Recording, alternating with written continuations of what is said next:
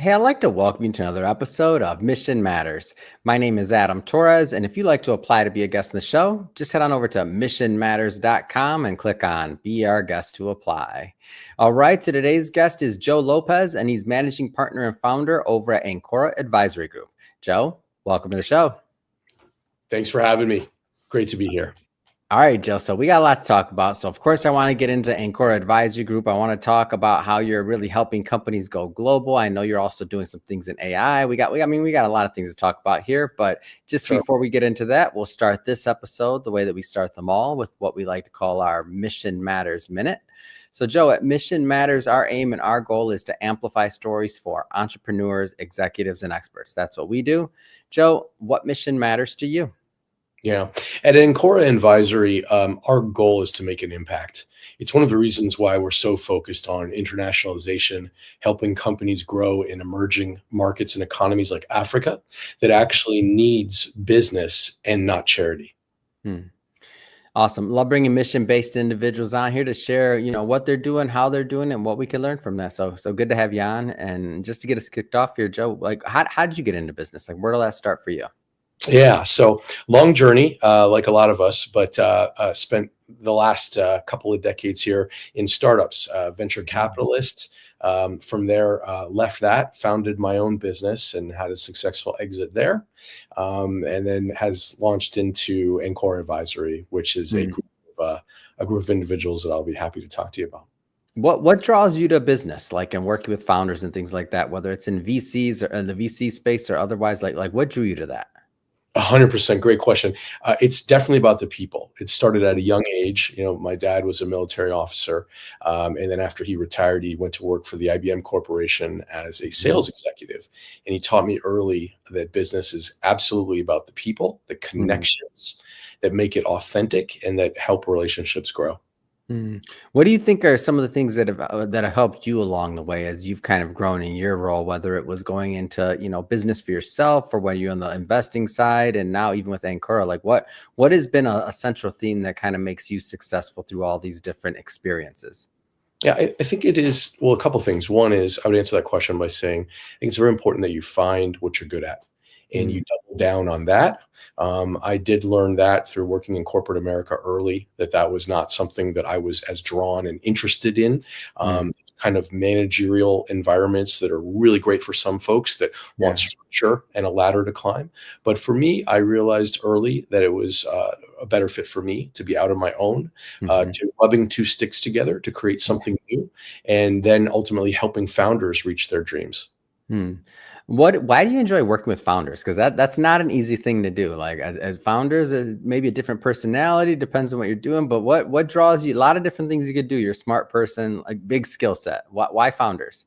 Yeah, I think for me, founders, it's all about their dream. Because at the ultimate, what you're dealing with is people that have a dream, and it's an honor to be able to talk to them about helping it make them come true. And in some cases, talking them off the ledge and saying that, you know what, let's take a look at this and becoming a mentor. I have a lot of great mentors that have helped me over the years. So I feel very privileged to be in a position to help others.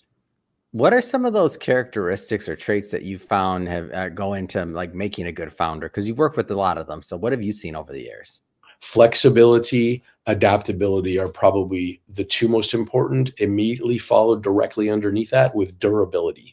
So making sure that you don't go down, never giving up, but at the same time being adaptable and flexible to the market. When you found a business, it often a year later is very different than what you originally came up with as your idea.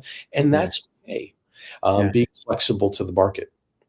And when you decided, speaking of that, when you decided to go from like the VC space or investing and working with other founders to starting your own business, I mean, that was a shift, right? That's a change. What was that like? Yeah, definitely. It was a unique situation. You're on the other side of the table, right? Yeah, it was a unique situation. Luckily, I had great partners behind me, both financially and operationally, and it led to a very successful business that'll be around for the next 40 years. I recently exited that business earlier this year, and I got to tell you, it was a learning experience because the depth that you need to go into with something like that is really like undescribable because you are involved in every single aspect of it. Yes. Like what? Like explain. Like what made that different? Yeah, what makes that different is that whatever that business is, you live, eat, and breathe Mhm. every component of what that product or service is and nothing else. It's Mm. very difficult for you to oftentimes see the forest that's around you because you're Yeah. so busy digging holes and fighting in the trees. So that's a big challenge, is to be able to step back, breathe, and say, wait a second, Mm. what am I doing here? And I would have a lot of reflection on that during my Yeah. time as a founder. Yeah. Anything that you would have that you learned along that particular experience that maybe you're like, man, I could have did this differently, or like any like key takeaways or things that you learned that you're like, oh, I wasn't expecting that. Oh, absolutely. I would say 100% follow your instincts and follow your guts. No matter what other people are telling you, your advisors, your Mhm. investors, everyone's got an opinion. Even Yeah. your partner, your spouse, everyone has an opinion on what you should be doing and why. The reality Mm. is only you can make it happen. You're the person that's there to create the change, Mm. because that's really what you're doing as a founder. You're trying to change a change in behavior towards your business. And so only you can trust yourself, and you have to sleep at night with your decisions. So my advice is, do not listen to others and gather Yeah. information, but there is no playbook. Yeah. And how do you stay strong in that environment or that situation? Because it's hard, right? Because you like I like like what you said, you got different advice, you have different things from very well-meaning people, right? Like whether it's a spouse, a partner, whatever, like they very well-meaning people. And maybe that, advice can hurt people even from what from well-meaning people. How do you stay strong? How do you stay on that how do you hone that gut instinct to keep going on that path? Yeah, you really have to have your compass aligned to Mm. just have a true north where you know inside. It's again back to a dream, back to Yeah. something that only you have, that you are the one at night that has to sleep with this. So Hmm. you've got to follow what you believe is the right path. And then at least if something didn't work out, you did it your way. If you have regret, it's going to come from listening to others and pivoting and doing things because you were reacting too much. Yeah. It's great. And so let's shift gears a little bit here, or focus a little bit, and get in a little bit more into Ancora Advisory Group. So maybe start by telling me a little bit more about the company. Yeah, Anchora is really a group of individuals that came together in graduate school Mm. in the UK. Earlier this year, I realized as I was sitting in a room in England, the people that I was sitting in that room with are just incredibly uncommon. It was a group Mm. of what I like to call superheroes, Yeah. ninjas, for lack of a better term, that would be impossible to gather. And no offense to our big brother consulting firms who go out and recruit from the Ivy League with really Mhm. exceptional young talent. This is a senior group, a group Mhm. that's of past CEOs of multi-billion-dollar corporations to Mhm. policymakers, diplomats, and people that can. We walk into a room with a mid-sized company, these mid-market businesses, they would never have access to a group like this. Mhm. So for us, that's a very unique thing. The other Mhm. piece of it is that we're very focused on internationalization and Mm. helping our clients grow beyond borders. So at our core, we're an advisory firm that Mhm. listens to clients and helps them, give them a pathway to growth, either through internationalization or just looking at their business and seeing how we can help. Mm. Can you give me an example what that can look like internationalization, and just to kind of wrap my head around this, and like a business that wants to expand? Absolutely. Some of our clients are UK-based companies that Mhm. want to be into the US market. The US market right now is really the best in the world in terms of economic recovery after COVID. Mm. So we've really got a lot here when we're in the US, particularly I'm in California. I know you are as well, Mhm. which is now the world's third largest economy of nations, by the way. Mm. So there's a lot here that we can deliver back to our clients from other countries, and then Mhm. vice versa. We're looking at taking established Western businesses in the EU, in the US, into Mhm. emerging markets like the Middle East, and particularly in Africa and Mhm. in South America, because the Yeah. opportunities to do business there right now are massive. And I paint the picture of, like I mentioned to you about our Mission Matters moment. Yeah. It's about making an impact, and we can do a great deal more impact for a business and also economic development of a country and a Mhm. nation by doing business in these emerging markets. Now, I know this is going to vary a lot because you're working in places from Europe to Africa to the US. Like every country is going to be different, right? Different rules, different things like that. But maybe there's some overlapping themes that can be taken away from this. And so the question is, when a company's thinking about entering a new market, what kind of things should they be thinking about when they're thinking about going to another country? Oh yeah, the question of why go global Yeah, is one that I'm asked for an opinion on, on a near daily basis. yeah. So that's a big question because it may be not necessary. Hmm. For example, if you're not executing to your abilities that you should be in the US, it's not worthwhile to go Hmm. outside of the country. Right here is the market where you should be executing on. Yeah. But if you're at a point where you've reached saturation, you've got market distribution everywhere, and you don't know how to enter these other markets, Hmm. that's where you need someone who can specialize and help you. Because here in the US, it's quite simple to do business. We have to form an LLC or a corporation, Hmm. or we can be trading, not long after that. But in Yeah. some of these other countries, both regulated ones like in the EU or in emerging markets, it takes a great deal to start and get into those markets. And we have Mm.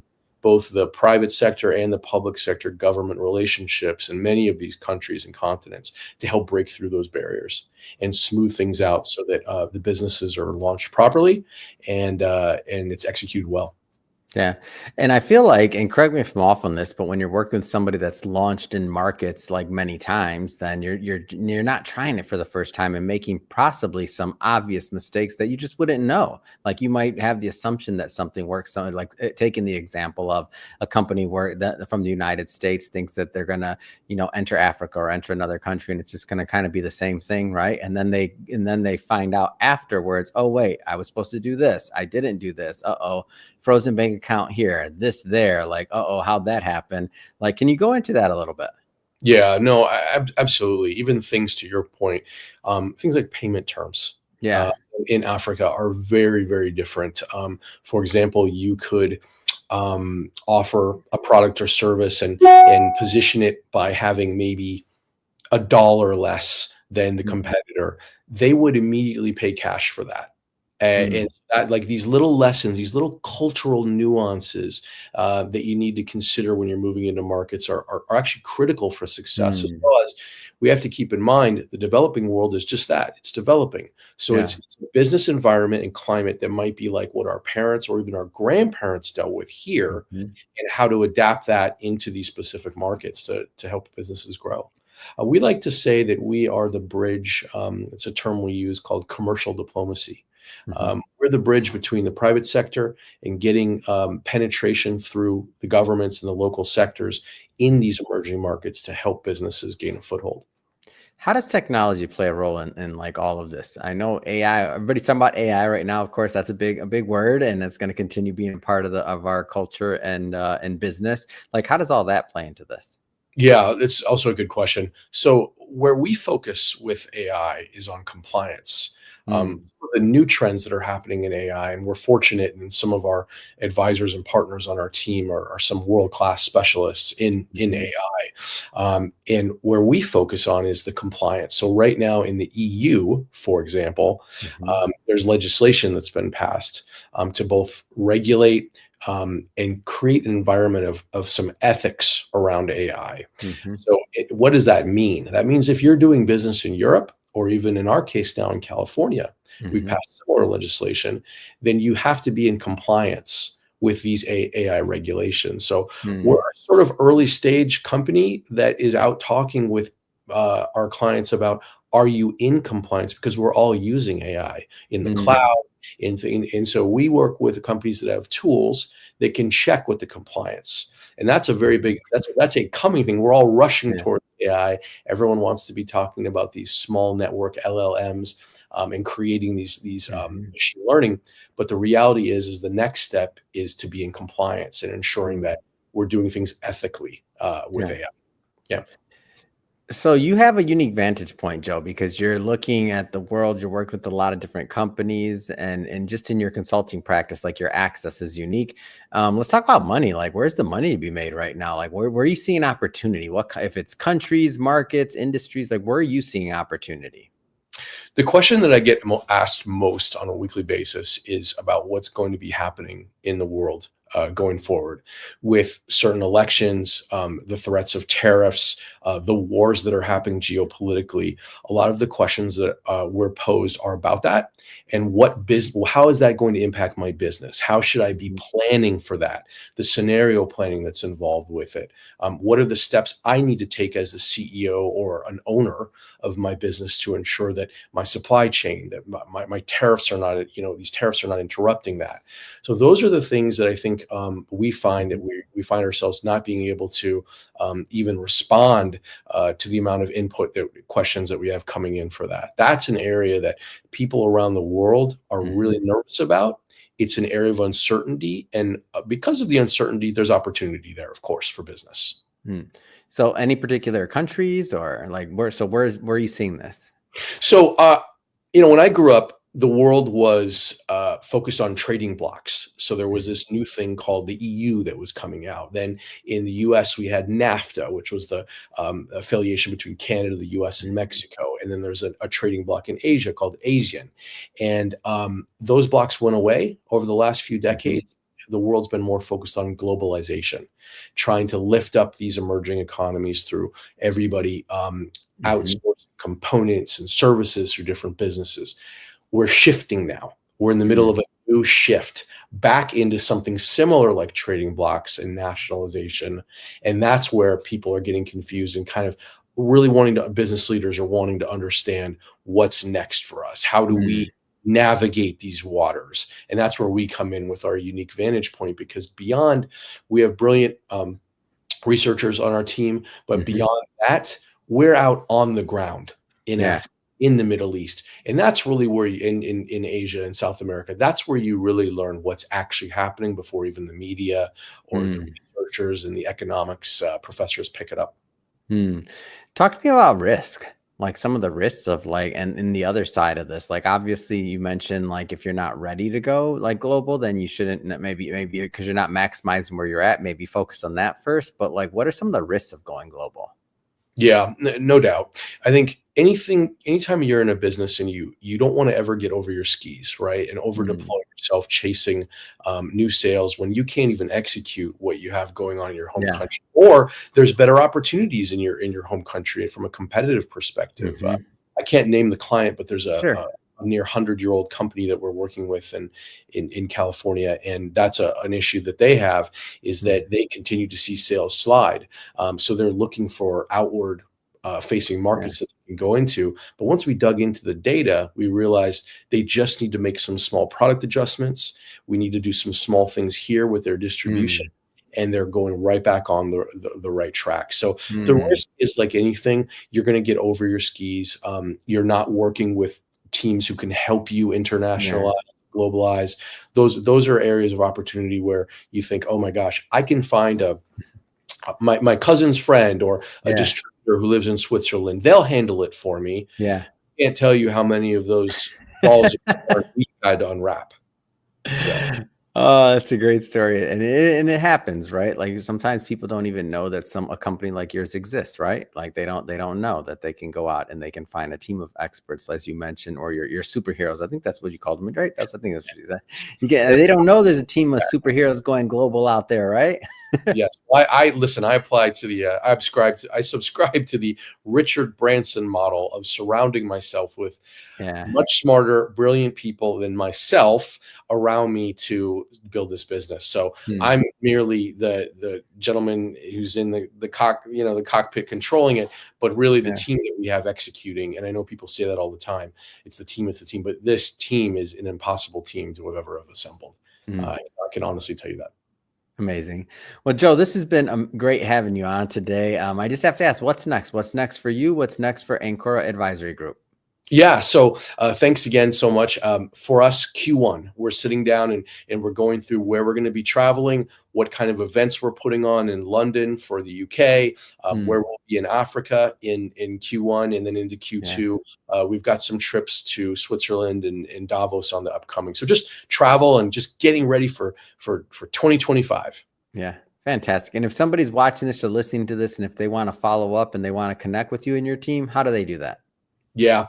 LinkedIn is our main platform. We're also on X. You can find us Anchora Advisory on X and Anchora Advisory on LinkedIn. I Mhm. also am very active on LinkedIn as well, giving companies guidance there, which you can just search for me, Joe C. Lopez. Fantastic. And for everybody watching or listening to this, we'll definitely put the links in the show notes so you can just click on the link and head right on over and check out Joe and his team. And speaking to the audience, if this is your first time with Mission Matters and you haven't done it yet, hit that subscribe or follow button. This is a daily show. Each and every day, we're bringing you new content, new ideas, and hopefully new inspiration to help you along the way in your journey as well. So again, hit that subscribe or follow button. And Joe, man, appreciate you. Thanks for all you do. Hey, thank you so much. Happy holidays.